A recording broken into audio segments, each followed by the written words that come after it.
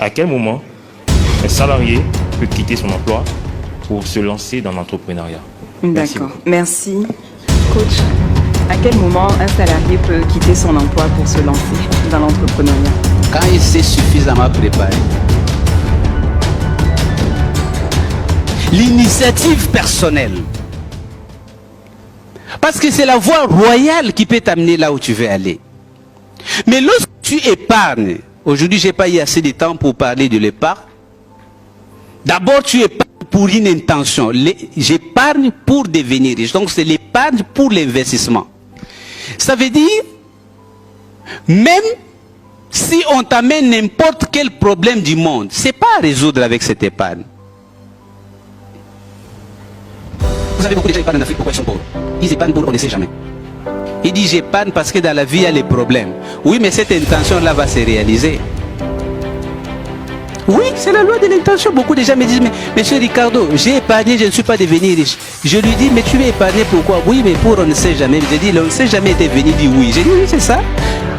Il y avait deux objectifs différents. Maintenant, épargne pour devenir riche aussi va venir. Et il y aura des tentations. Toi-même, nous sommes en Afrique, vous voyez, hier on a dit, c'est toute la famille qui te dérange. Quand j'ai commencé à épargner, j'ai fixé comme principe, c'est pour devenir riche. Mon frère tombe malade. Mon grand frère. On était tous dans la pauvreté. Je l'ai aidé avec tout ce que je pouvais aider. Il ne guérissait pas. Un esprit m'a dit, prends la chair. J'ai dit, même si je prends la chair, il va toujours mourir. Je laisse comme ça. Vous savez quoi, il n'est pas mort.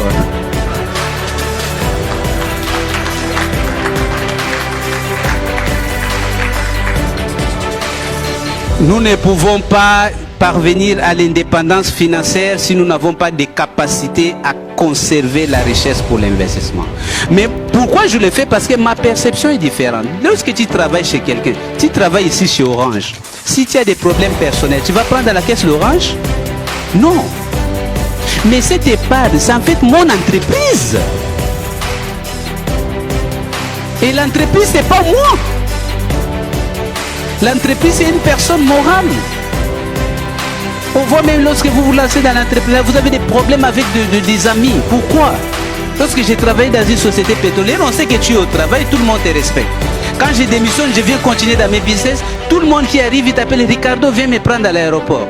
Les jours de la semaine, j'ai dit non, mais je suis au travail. Il dit quel travail? Toi, tu es chômeur. Toi, tu travailles chez toi. J'ai dit donc, toi, tu trouves que ça, c'est pas un travail. Quand nous disons devenir riche à partir de rien, c'est parce qu'il y a un mythe. Certains croient qu'il suffit d'avoir l'argent pour devenir riche. Mais ce qu'ils ignorent, c'est quoi? Dans mes formations, j'enseigne la loi de la convertibilité des richesses.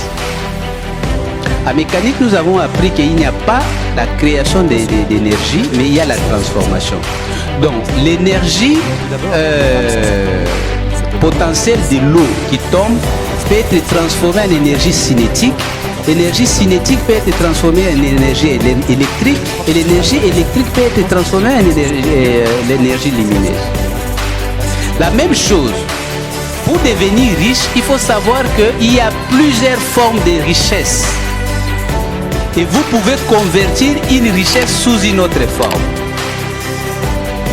Donc nous-mêmes les humains, nous sommes d'abord une source infinie de richesse par nos idées. J'ai parlé des politiques de développement des capital humain. Justement, par les processus d'acquisition des compétences, on peut vendre ces compétences et avoir l'argent.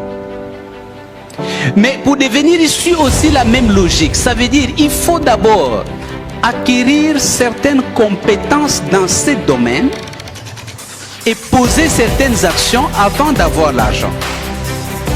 Les informations que vous avez suivies, c'est la richesse. Je vais vous donner un exemple tout simple de comment une information avait changé ma vie.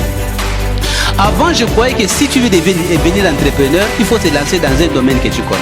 Et comme j'avais fait des techniques avant la philosophie, et puis je ne pouvais pas créer une entreprise de philosophie, j'ai dit que je vais créer une entreprise technique. Mais je n'avais pas d'argent.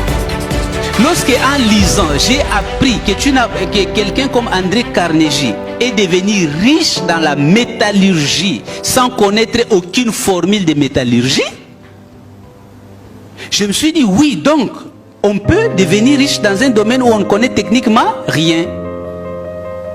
Et cette seule connaissance m'a aidé à m'orienter à des domaines qui répondaient aux besoins du marché plus qu'à mes connaissances techniques. Et j'ai gagné beaucoup d'argent dans des domaines où je ne connaissais techniquement rien. Le jour où je devais faire ma première clinique, je suis allé voir quelqu'un, j'ai dit, mais je vais faire une clinique. Il m'a regardé, mais Ricardo, toi tu n'es pas médecin? Pourquoi tu ne sauras pas? Et je lui ai posé la question, j'ai dit, est-ce que tous les hôpitaux appartiennent à des médecins? On a commencé à citer les grands hôpitaux. Il dit non, j'ai dit voilà, il ne faut pas être médecin. Les médecins, c'est celui qui travaille dans un hôpital.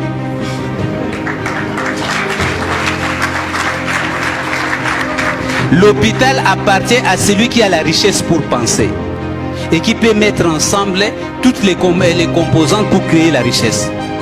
À quel moment un salarié peut quitter son emploi pour se lancer dans l'entrepreneuriat? D'accord, merci. Coach, à quel moment un salarié peut quitter son emploi pour se lancer dans l'entrepreneuriat? Quand il s'est suffisamment préparé pour vivre sans besoin de son salaire.